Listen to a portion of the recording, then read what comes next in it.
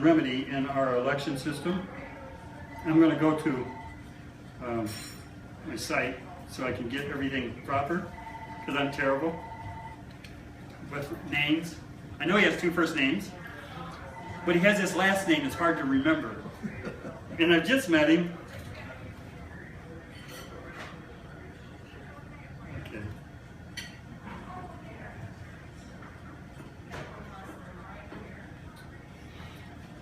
Michael David Bendor. Now he's got two first names, and is that a French last name or Hebrew? Hebrew. How about that? Wonderful. Michael's with a group called MERA, M-E-R-A, Michigan Election Reform Alliance. Michael will be presenting a PowerPoint on his ballot count audit kit.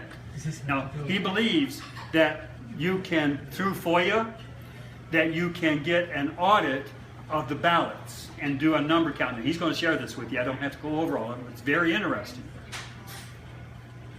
And like I said in the message broadcast, Mike, I will go ahead and read what I said to everybody that you didn't get. We will not agree with Mike on some things, but election integrity and how to accomplish it is worth finding a way to work together. And quite frankly, I don't know what we disagree on. But what I know is I met him in the barbershop. Right. Did he do a good job? Mike was in the chair while I was sitting out there talking to everybody. When I go to the barbershop, it's fun. And I met Michael, so that was a good thing. I go on to say what I was going to do with my opening remarks. But folks, there's some people who are not here tonight that I thought might be here, who have worked elections very seriously. Tried to do qualified elections and election watchers, and we have some true to vote folks that aren't here tonight. And I think Michael has a very interesting contention presentation. So he goes around giving these PowerPoints. So it takes his time. He's here 9, 10 o'clock at night. He's not crazy like all of us.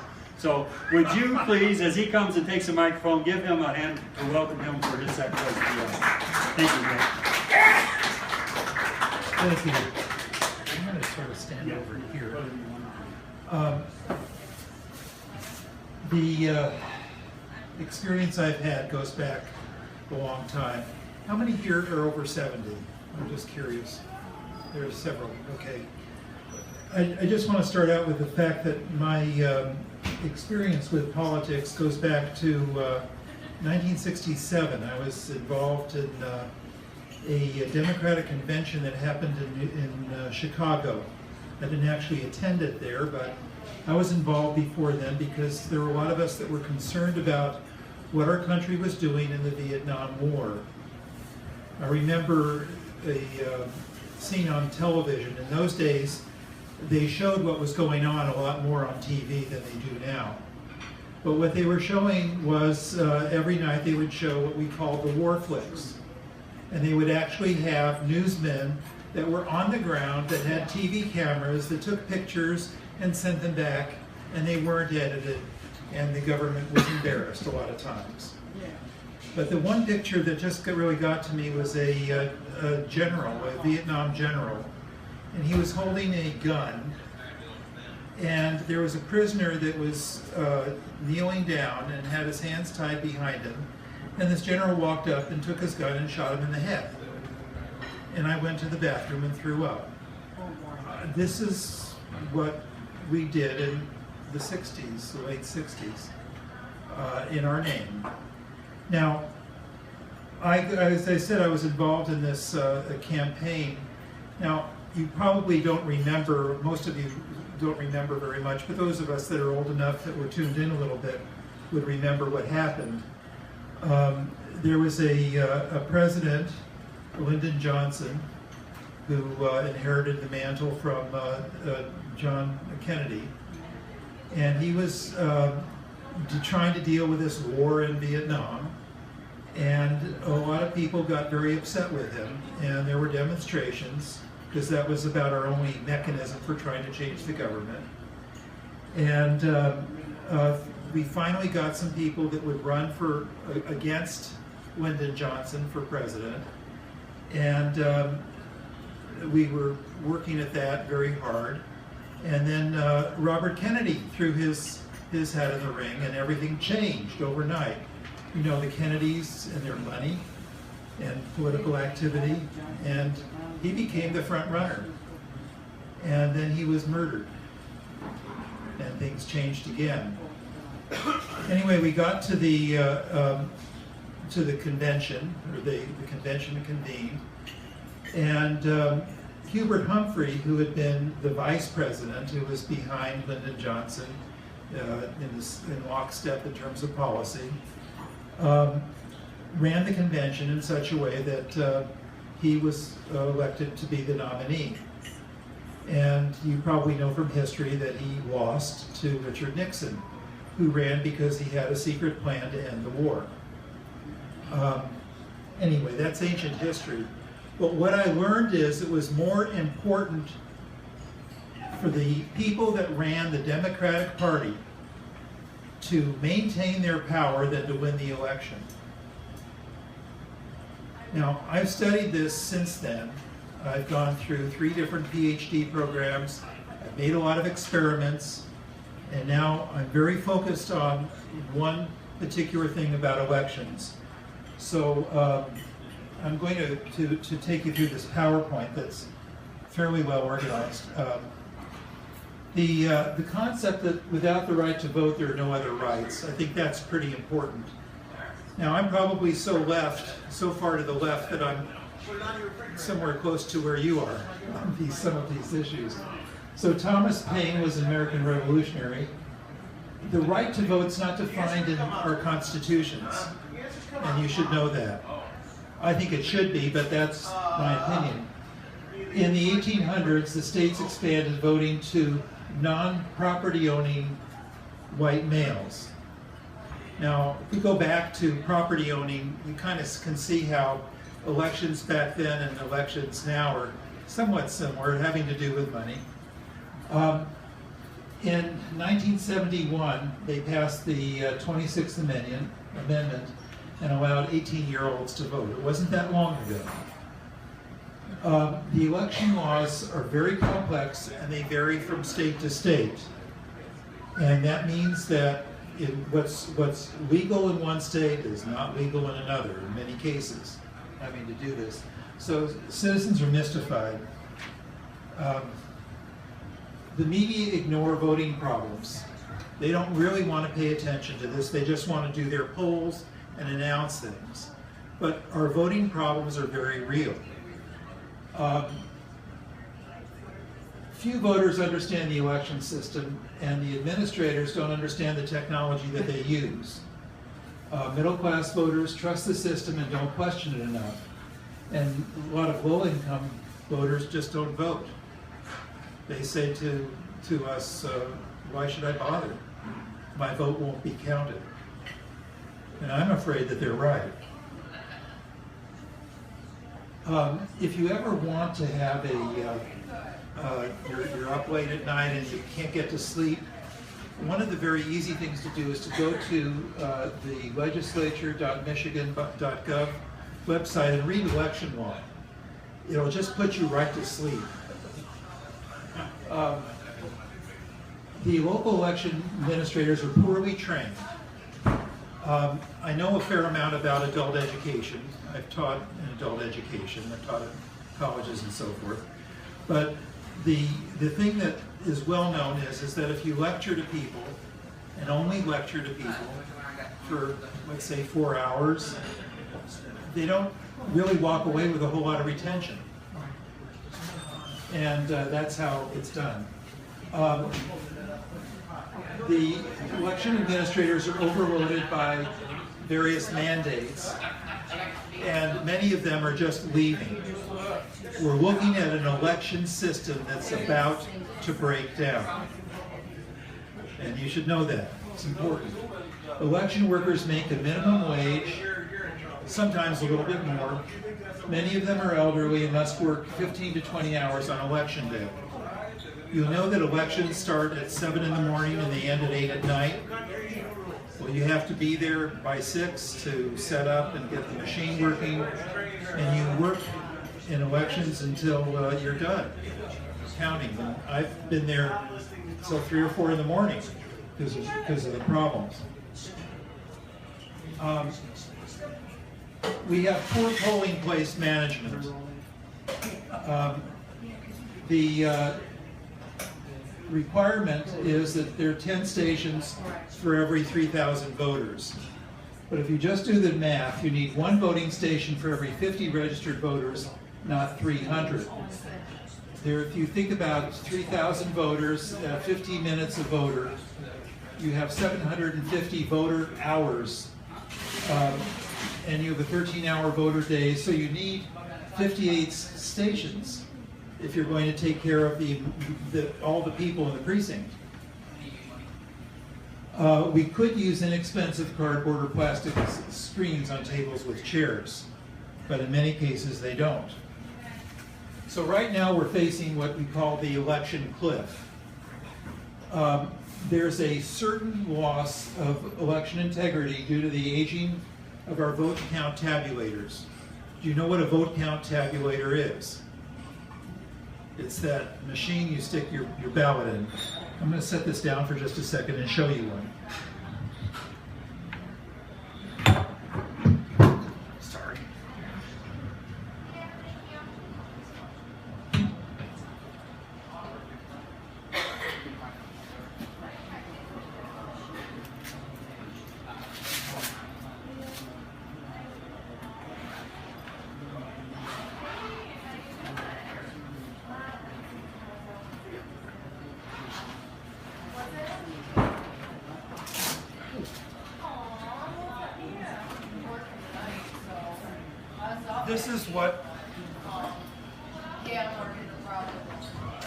This is what's used to count our votes, this machine. When the machines were purchased, they cost about $6,000 a piece. Now this technology is really old computer technology.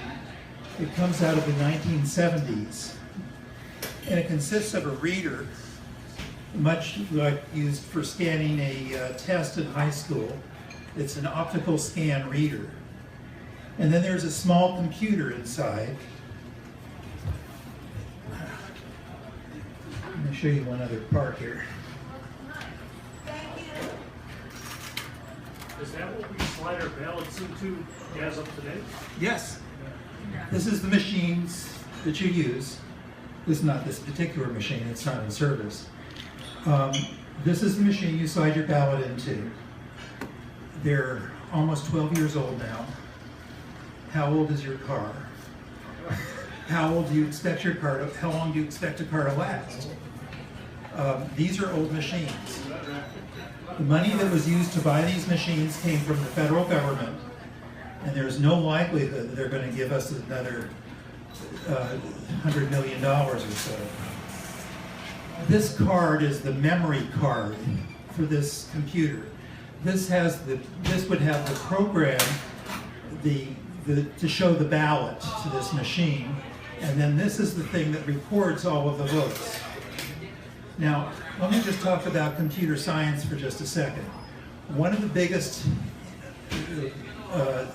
leaps that have been made in the field has been memory. We have a lot more memory in our computers, our cell phones, and so forth.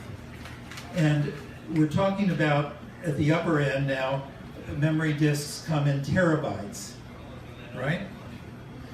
A gigabyte was a huge amount in the past, but a terabyte is 1,000 gigabytes. A gigabyte is 1,000 megabytes. A megabyte is 1,000 kilobytes. Okay, this holds 256K. That's all that we have for storage for elections, this little thing. And these are easily hackable. There's a machine you can buy on eBay, and you can stick this in and redo whatever you want. This is storage. So if you think about your various storage devices, you can carry around a thumb drive or a SD card or whatever, and they store stuff. Well, it's just storage. And you can rewrite it. If you have a machine that'll do that, you can rewrite it, you can write to it, you can erase it, and so on. Same thing with this, except most of the thumb drives and SD cards and so forth have a serial number on them somewhere, or very often they do. This has none. So there's no way to identify that you have the correct card. Now, this machine is supposed to be secure. There's this tab here, and there's a little, when you go to vote, you'll see that there's a little piece of wire through this that's supposed to keep it shut. I've posted on YouTube a while back how if you just undo these screws on the bottom, I think there's 8 screws that hold it together. You can just pull it apart and take out the card. You don't have to worry at all about the so-called seal. Another interesting thing about this machine, I don't know how many of you can see, but right here there's a plug for a telephone wire. You know what a telephone wire looks like, back before we had wireless and cell phones. You can plug a modem into it, and you can hack it remotely if you could plug it in. Now, when the Secretary of State decided that all of these needed to be upgraded, a person named Candace Miller, and I think this was in 2006, we went and watched what they did. And they opened the machine and they changed a chip on the basic board of the computer, the motherboard. Who knows what that did? I, at the time, had a wristwatch, and my wristwatch was really special. I could receive a message on my wristwatch. You've seen the Apple phones now. You can have a whole computer on your wristwatch, but it was able to receive, and it would be possible to put a chip on these machines so they could be remotely controlled. Does anyone doubt me about that? I'm making a claim. I'm saying there could be a chip in this machine that could be remotely controlled. If you could remotely control the machine, guess what? You can determine the outcome of the vote. Okay? Well, anyway, we're facing a cliff. These machines are wearing out. The administrators are going to have to do something. It's important. We did an audit study in Allegan County, and I know this is a minuscule number of ballots, but we counted 35,647 ballots in precincts from 24 jurisdictions. Our hand count audited votes looked for discrepancies with official vote totals that might indicate vote rigging, and also to gauge tabulated error rates. Erroneous, numerous failures of ballot security and ballot accounting. These error rates were high enough to change elections, but we found no discrepancies with official vote totals that were large enough that we could claim that they were tampered with. They were very small error rates, average error rates of 0.26% and 0.42%. Now, the problem is that there are a lot of very close elections, and even if you tamper at a very low percentage, you're still tampering. In 2012, over 24 races were decided by 1%. So you don't have to tamper very much. The first congressional district, that's in the UP, and that was decided by 0.46%. There are judicial races, House races, and do we really want our machines to make the decision? This is a map showing where the close elections happened. They didn't happen here in Washtenaw County. I have a copy of this. I'll pass it around if you would like. Would anyone like to see it up close? There've been a lot of close ones here in Ypsilanti and Washtenaw County. Oh yeah, but I'm saying that the machine error could account for it, that we know about. And that's not accounting for real tampering. The failing tabulators that we have caused very long lines. A jam might take 1 or 2 hours to get resolved. Long lines and wait times are already a problem in Michigan. They call it a time tax. If you go to vote and it takes 3 hours, that's 3 hours of your time. Is your time worth anything at all? If you value your time at $10, that's $20 that you wasted if you spent 2 hours. In 2012, there were 783 documented service requests for tabulators around Election Day. Now that's where the election officials in the local jurisdiction couldn't resolve the problem. They had to call somebody who had to travel to get to them. Pew is an organization. They said Michigan had the longest wait time in the U.S., 22 minutes on the average. So how do we get these tabulators? The Help American Vote Act, HAV, Help America Vote, in 2002, $80 million, they purchased 7,353 tabulators. The 1970s era test scanners with no security, they weren't designed for the heavy stock ballots, and only 3 vendors were qualified in Michigan for a purchasing contract. That's vendors for the ballots. Now here in Washington County, at one point we purchased ballots. I think one of the jurisdictions I know about was in Pittsfield Township, where I was a precinct chair, and the stock on the ballots was too thin. So that meant that when you put the ballot into the machine and the light came on to read the ballot, it bled through. And so you couldn't get an accurate reading of what was on the ballot. It had to be thicker. Every jurisdiction is forced to accept one of 3 brands of insecure optical tabulators that can be easily hacked. And citizens can no longer see their vote actually counted. Now, the way that we learn to deal with hostility.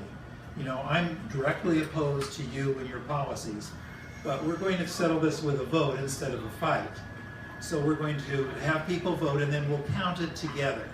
And we'll know, because we've counted it together, what the outcome was. We can trust ourselves to count it. We can trust you to count it. We can count it together. Well, that's taken away from us now. The government responsibility has been also outsourced to private corporations.